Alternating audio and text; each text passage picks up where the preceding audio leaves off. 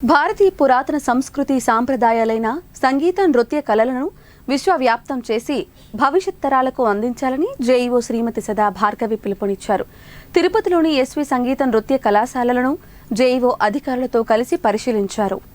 తిరుపతిలోని ఎస్వి సంగీత నృత్య కళాశాలలో జేఈఓ మాట్లాడుతూ, శ్రీవారి అనుగ్రహంతో టీటీడీ తరతరాలుగా మన పూర్వీకులు అందించిన ప్రాచీన కళలకు ప్రాణం పోస్తున్న గొప్ప సంస్థ అన్నారు.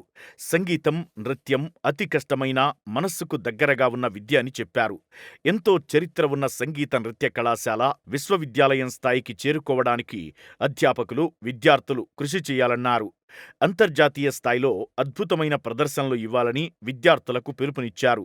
కళాశాలలో విద్యను అభ్యసిస్తున్న విద్యార్థులకు టీటీడీ స్కాలర్షిప్ రూపంలో ₹1,00,000 అందిస్తోందని చెప్పారు. శ్రీ గోవిందరాజస్వామి ఆలయం వెనుక ఉన్న పాత టీటీడీ పరిపాలన భవనంలో సంగీత నృత్య మ్యూజియం ఏర్పాటు చేయనున్నట్లు తెలియజేశారు. కళాశాలలోని విద్యార్థుల సౌకర్యార్థం 11 కోట్లతో నూతన వసతి గృహాలను నిర్మిస్తున్నామన్నారు. కళాశాలలో వజ్రోత్సవాలు వారం రోజుల పాటు నిర్వహించనున్నట్లు తెలిపారు. ఎస్వి సంగీత నృత్య కళాశాల విద్యార్థులు తమ సంగీత నృత్య వాద్య సంగీతంలో శ్రీవారి కీర్తిని విశ్వవ్యాప్తం చేయాలని పిలుపునిచ్చారు. సీఈఓ శ్రీ శేషశైలేంద్ర మాట్లాడుతూ, మన వేదాలలో ఉన్న పురాతన కళలను కాపాడడం ప్రతి ఒక్కరి బాధ్యత అని తెలిపారు. భారతదేశం భరతనాట్యం, కూచిపూడి తదితర నాట్యాలు, సంగీత వాద్య కళల సమూహమన్నారు.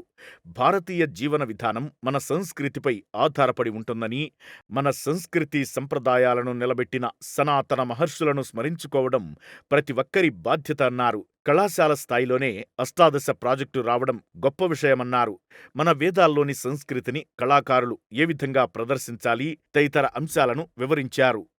అనంతరం ఎస్వి డోలు నాదస్వరం పాఠశాలలో 6 సంవత్సరాల డిప్లొమా కోర్సు పూర్తి చేసిన 19 మంది విద్యార్థులకు ₹1,00,000 గౌరవ పారితోషికాన్ని జేఈఓ విద్యార్థులకు అందించారు.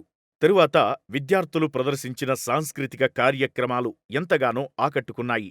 అంతకుముందు జేఈఓ ఇంజనీరింగ్ అధికారులతో కలిసి కళాశాలలోని అన్ని విభాగాలను పరిశీలించి విద్యార్థులకు అందుతున్న సౌకర్యాలను అడిగి తెలుసుకున్నారు.